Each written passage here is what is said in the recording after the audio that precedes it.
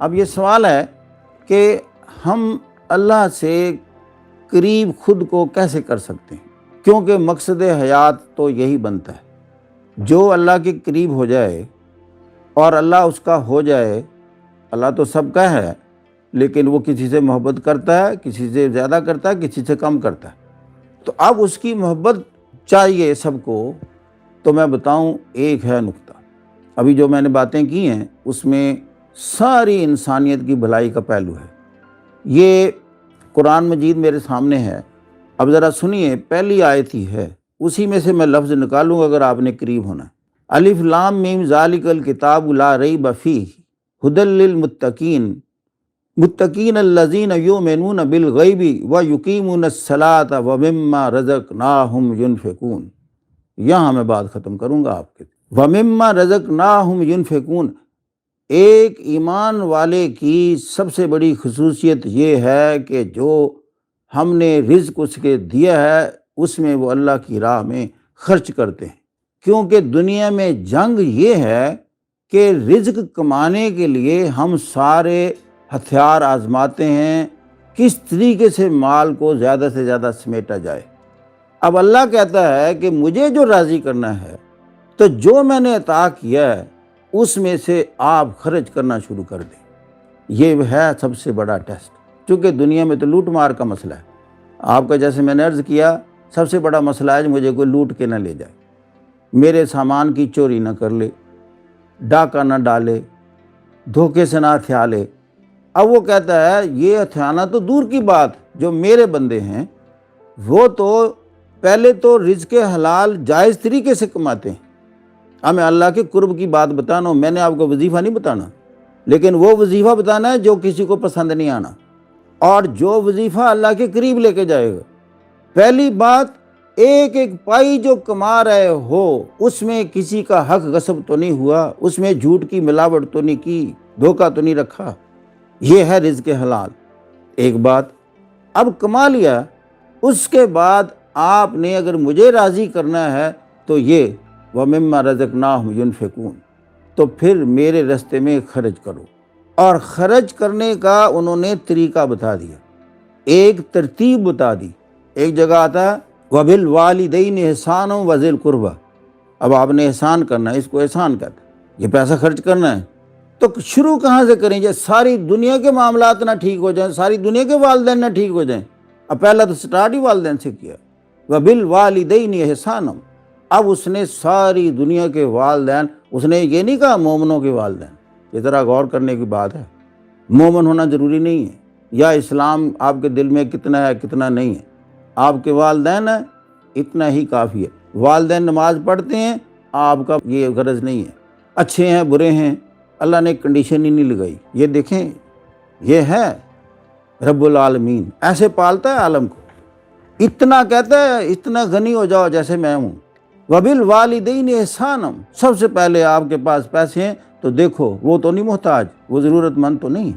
وَذِي الْقُرْبَىٰ، اب آپ کے قرب کے کیا تعلق، سب سے پہلے آپ کے بہن بھائی ہیں، ان کا دیکھو، ان کی پوزیشن کیا ہے، محتاجی ہے کسی قسم کی، ضرورت ہے ان کی، مسائل میں مبتلا ہیں، وَذِي الْقُرْبَىٰ۔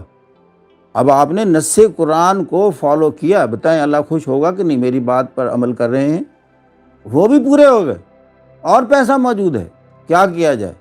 وَالْيَتَامَىٰ، اب آپ دیکھیں کہ کوئی یتیم، یہ وہ یتیم کا کانسیپٹ کیا ہے، اسے لک آفٹر کرنے والا دنیا میں نہیں رہا، اب اس کا کون ہو گیا؟ اس کا خالق کائنات ہو گیا، کہ یہ جو دنیا میں زیرو آ گئی ہے، مجھ پر ذمہ داری ہے، چونکہ میرے سسٹم کے تحت پیدا ہوا وہ یتیم، اور میرے سسٹم کے تحت وہ یتیم ہو گیا، میں اس کے والد کو دنیا سے اٹھا لیا، یتامہ ہو گئے۔ اب ایسے ہیں جو کہ پوری کوشش کے باوجود پھر بھی اتنا پیسہ نہیں بنا سکے کہ اپنی ضروریات زندگی پوری کر سکیں، اسے ہم کہتے ہیں وہ معاش کی دوڑ میں پیچھے رہ گئے، انہیں وہ کہتا والمساکین۔ اب دیکھیں، آپ نے کہا اللہ کے قریب جانا ہے، وَبِالْوَالِدَيْنِ إِحْسَانًا وَذِي الْقُرْبَىٰ وَالْيَتَامَىٰ وَالْمَسَاكِينِ وَقُولُوا لِلنَّاسِ حُسْنًا۔ اور ایک اور بات، اگر اس کے بعد بھی مجھے مزید خوش کرنا چاہتے ہو، وَقُولُوا لِلنَّاسِ حُسْنًا، جب دینے کو کچھ نہیں ہے آپ کے پاس پیسہ، تو پھر میٹھا بول ہی بول دو۔ اور یہ میں بتاؤں سارے مسائل زبان کے، یہ زبان اس کا تکلم جب درست نہیں ہوتا تو مسائل پیدا ہوتے ہیں۔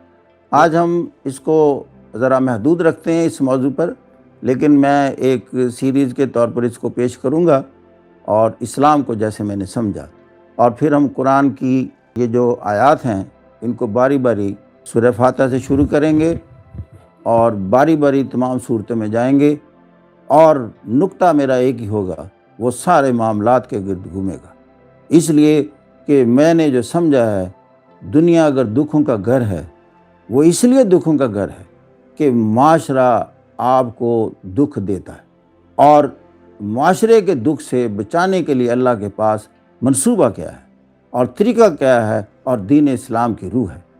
اور پھر آپ حضور صلی اللہ علیہ وسلم کی زندگی کا جب مطالعہ کرتے ہیں تو آپ دیکھتے ہیں کہ آپ دینے والوں میں تھے، آپ دینے والوں میں تھے، اور اسی لیے آپ کا مرتبہ اتنا اللہ تعالیٰ نے بلند کر دیا۔ اس وجہ سے کیا، میں کہتا ہوں کئی بھوکے جان بوجھ کر حضور صلی اللہ علیہ وسلم کے پاس کھانے کے وقت آ جاتے تھے کہ یہ وہ گھر ہے جہاں حضور اگر بھوکے بھی ہوئے تو اپنا کھانا ہمارے سامنے پیش کر دیں گے، خالی ہاتھ نہیں لوٹائیں گے۔ اور پھر یہ چیز اللہ کو اتنی پسند آئی، ورفعنا لک ذکرک، اے نبی پھر آپ کا ذکر تو ہم بلند کرنے پہ مجبور ہو گئے۔ اور میں کہتا ہوں سورہ احزاب کی یہ آیت نمبر 56 انتہا ہے حضور سے اللہ کے خوش ہونے کی۔ آج کی بات ابتدا بھی میں نے وہیں سے کی تھی، انجام بھی وہیں کرتا ہوں۔ ان اللہ و ملائکتہ یصلون علی النبی یا ایھا الذین آمنوا صلوا علیہ وسلموا تسلیما۔ اللہ اور ملائکہ نبی پر درود و سلام بھیجتے ہیں۔ اندازہ لگا اپنے اوپر فرض کر لیا، اے ایمان والو آپ بھی نبی پر درود و سلام بھیجو۔ نبی نے کیا کیا؟ نبی نے اپنی زندگی انسانیت کے لیے وقف کی، اور پھر اللہ تعالیٰ نے ٹائٹل دے دیا رحمت للعالمین۔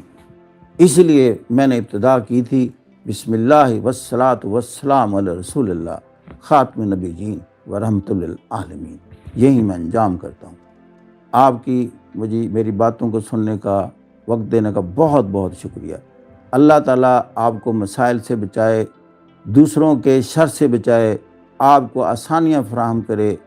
آپ کو جو سن رہے ہیں کسی بیماری میں مبتلا ہیں، اے اللہ تو ان کو شفا عطا فرما، اس لیے کہ تو خود کو شافی کہتا ہے۔